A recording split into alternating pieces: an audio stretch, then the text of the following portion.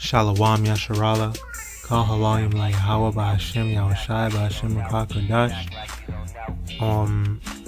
Yahweh Hashem Yahawashi Barakatam. YAHAWAH. I want to come at you with a quick video on correcting people, which is something that I struggled with for a long time, and I still kind of struggle with now. Whether that be towards my family,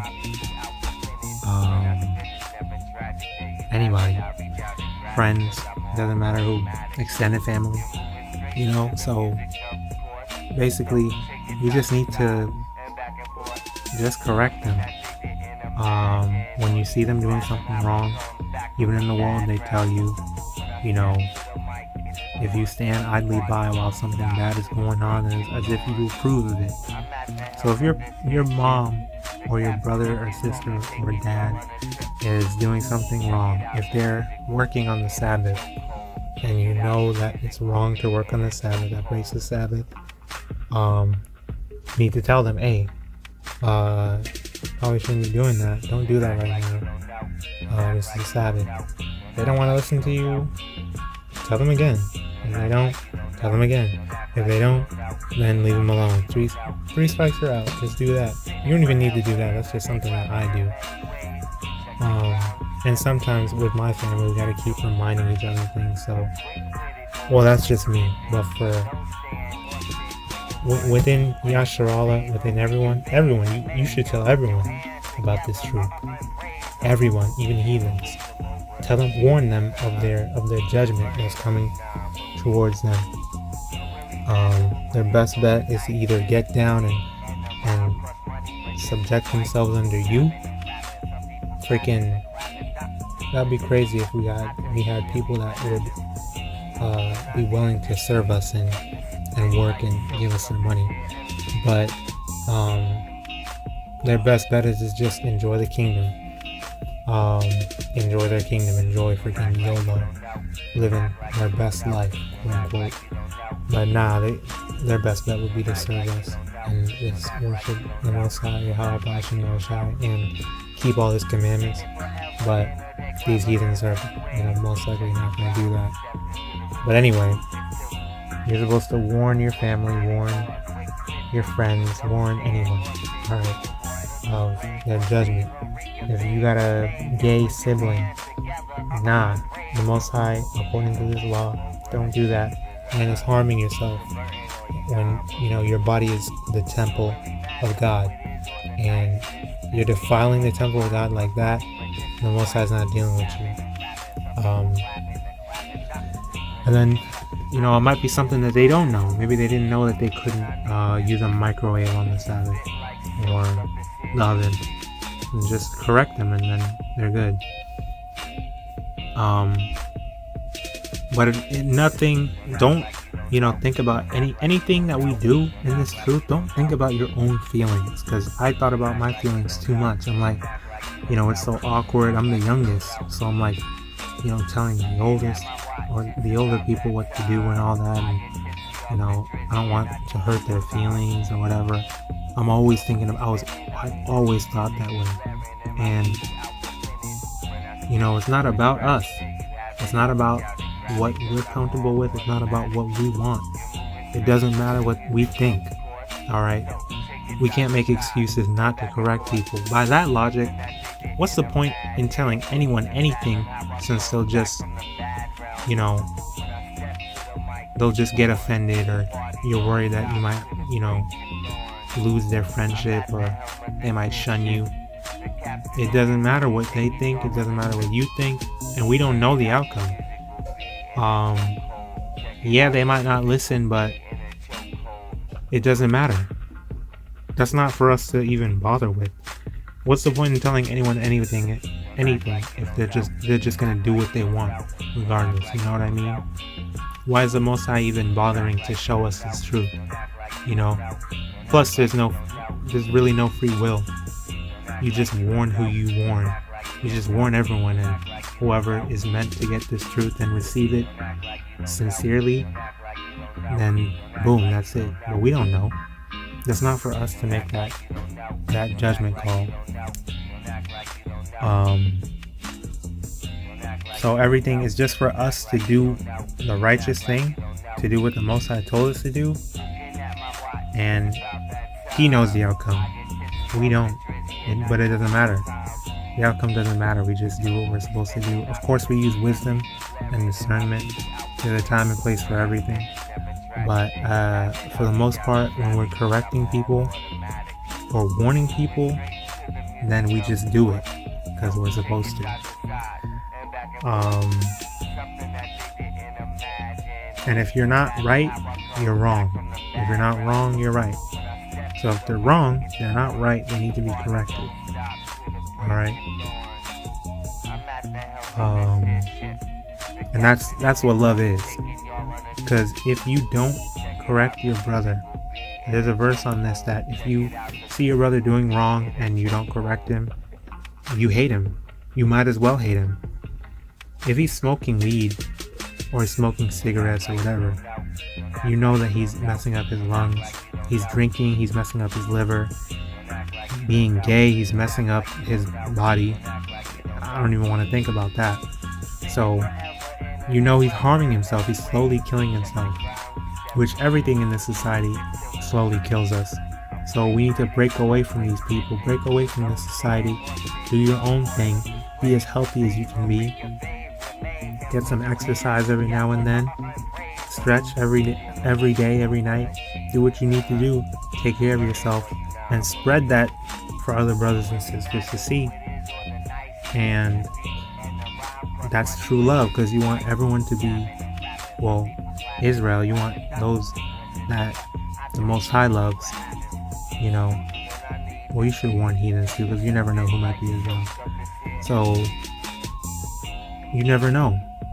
You just want everyone to be good, you know. If you're on, you know you're walking on a righteous path, and the Most High is speaking, he's dealing with you, then spread the Most High's love for you. Alright? Of course, don't give your pearls before... See, there's a balance to everything. Don't cast your pearls before swine. That's why you test everyone's spirit first. But if you see someone doing... It's about you see someone doing something that's straight up wrong, then correct them on that. And it'll be simple. You don't have to make it awkward. Don't let it get turned into an argument. Use discernment. Be spiritual about everything. Stay calm, and everything will be good. Don't worry about it. You did your job. Alright?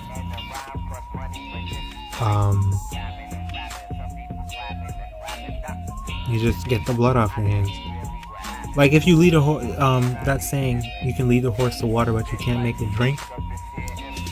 You led the horse to the water that it needed, so you're good. If the horse chooses to dehydrate itself, then that's on the horse. But you did your part. So I want to get this scripture, or these scriptures, real quick. Ezekiel chapter 3 verse 18. When I say unto the wicked, thou shalt surely die, and thou givest him not warning, nor speakest to warn the wicked from his wicked way, to save his life, the same wicked man shall die in his iniquity, but his blood will I require at thine hand. Yet if thou warn the wicked, and he turn not from his wickedness, nor from his wicked way, he shall die in his iniquity, but thou hast delivered thy soul. Alright, if you warn the wicked and he doesn't listen, yeah, he's gonna die in his iniquity, but you got the blood off your hands. If you choose not to warn the wicked, and you know he's gonna die because he's wicked, his blood is required at your hand. Whatever that entails is whatever that entails, whatever the Most High sees fit, because you should be punished because you know better. So more is required of you. That's also in Luke. To him that has much, much is required of him. You know? Or her. Obviously. Verse 20. Again, when a righteous man doth turn from his righteousness and commit iniquity, and I lay a stumbling block before him, he shall die, because thou hast not given him warning. Alright, a righteous man committing iniquity. If the Most High chooses to kill that righteous man, because he was doing something that he didn't know was wrong. You know, like these dudes that may have a righteous spirit on them, but they're not acknowledging the Israelite truth. The Most High may see fit to lay a stumbling block on him and have him die, or just punish him in any way. It doesn't have to necessarily be death. Because you saw that, or you were aware of that, and you didn't warn him, then his blood will still be required at your hands because you were aware of it and you knew, but you didn't correct him. He shall die, because thou hast not given him warning. He shall die in his sin, and his righteousness which he hath done shall not be remembered, but his blood will I require at thine hand.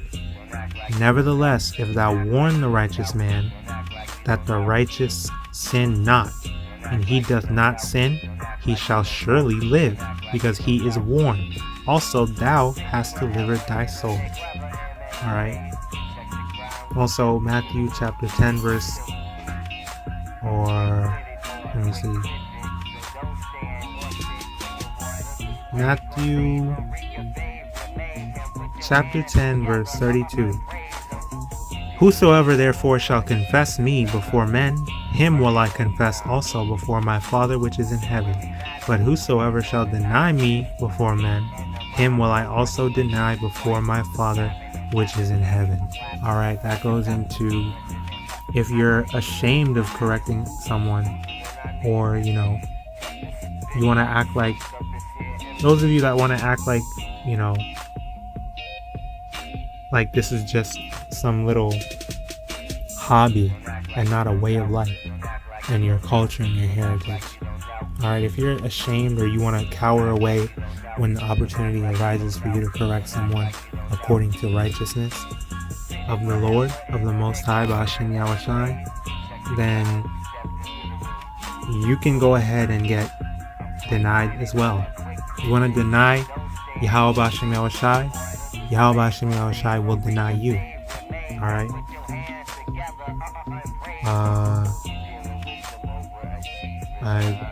There's a couple more I could get, but I don't want to make this too long.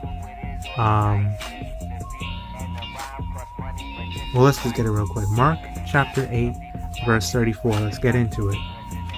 And when he had called the people unto him with his disciples also, he said unto them, is Yahawashi speaking, whosoever will come after me, let him deny himself and take up his cross and follow me. You've heard take up his cross, like with Christianity. Taking up your cross is pretty much, you know, it's a responsibility, you know, to walk this walk. You know, you gotta walk the walk, talk the talk, you know, be about that action. You gotta do everything that's required of you. You have to keep the Lord's law, statutes, and commandments. Alright? It's a cross that you have to bear. It's a responsibility, a great big responsibility that you have to take over. Alright? When you go and adopt a dog or a cat, you have to take on the responsibility, or when you have a child, right? You have to take on the responsibility of providing for that child. You have to feed them, clothe them, bathe them, you know, change their diapers, deal with the crying in the middle of the night, deal with the stinky diaper, potential peeing on you if it's a boy, vomiting on you maybe, you know. Women gotta deal with breastfeeding their baby. You definitely should breastfeed your children, by the way, and not be on that Similac bullshit. You need to raise that child, teach them. That's a responsibility. You need to be willing to bear this cross for the truth. We don't use that term though. At least I've never heard an Israelite say you gotta bear your cross, take up your cross. But whatever. Verse 35. For whosoever will save his life shall lose it, But whosoever shall lose his life for my sake and the gospel's, the same shall save it. If you're like Nick Cannon and all these other celebrities that stay quiet about the truth because they love their money, then they're going to lose their lives. They're going to be put to death because they continue to promote and live in wickedness and iniquity, and they don't rebuke all this wicked bullshit that's going on. They take part in the rituals and pedophilia and weird shit, and they're gonna be punished for that. You're so concerned with your show and your money and your job, your little career in Hollyweird. You want to save your life, so you're gonna end up losing it. Alright, but if you were willing to throw all that bullshit away for the sake of the Most High, for the truth of the Most High, Ba'Hashem Yahawashi, the Most High would save your life while you lose your wicked worldly one. Alright. Verse 36. For what shall it profit a man if he shall gain the whole world and lose his own soul? Classic line. See, like, this is another thing. Like, you gotta understand why Yahawashi is so furious, why he's coming to kill, mass murder you wicked ass people, to take his teachings, alright, to take his image, to take everything he is, you know, his mission, what he did while he was on earth, and just misconstrue it, twist it, desecrate all over his image, all over his glory, his legacy. I would be mad too. I'm mad for him. It's crazy. It's crazy. Just seeing freaking Edomite Jesus pisses me off now. Just looking at it. It's crazy. Like, I can't wait till Yahawashi returns just to destroy you wicked ass people. Alright, that's a classic line from Yahawashi himself, and everybody takes it. Oh, you know, what is the profit of man? What profit is it for a man to gain the whole world but lose his soul? Alright, but they don't give no credit to the man himself. They don't give no credit to Yahawashi. Alright, you non-Messianic Israelites, man, you guys, y'all have problems. Alright, you're not reading enough, and I pray that the Lord can show you the truth, because you can't take Yahawashi's credit from him like that. You know what he went through? But I don't want to turn this into something else. So, just to finish off this lesson, Yahawah Ba'Hashem Yahawashi Ratazah, it was Yahawah Ratazah. It was edifying. You know, let me get these last two verses. Verse 37. Or what shall a man give in exchange for his soul? You know, because your soul should be priceless. The Most High owns your soul, not you, for you to sell. Okay? Verse 38. Whosoever therefore shall be ashamed of me and my words in this adulterous and sinful generation, of him also shall the Son of Man be ashamed when he cometh in the glory of his Father with the holy angels. Alright? It's point blank, period. Alright? So I want to give all praises to Yahawah Ba'Hashem, Yahawashi Ba'Hashem QADASH. Alright? Yahawah Ba'Hashem Yahawashi Barakatham. To you sincere Akim YAHAWAH. May the Lord guide you and show you the answers to you sincere listeners. Alright? And death to Babylon. Death to you wicked ass heathens. To you 2/3. Death to Esau. Alright. Shalom. of course. So take it side to side and back and forth. Something that they didn't imagine or even fathom how I come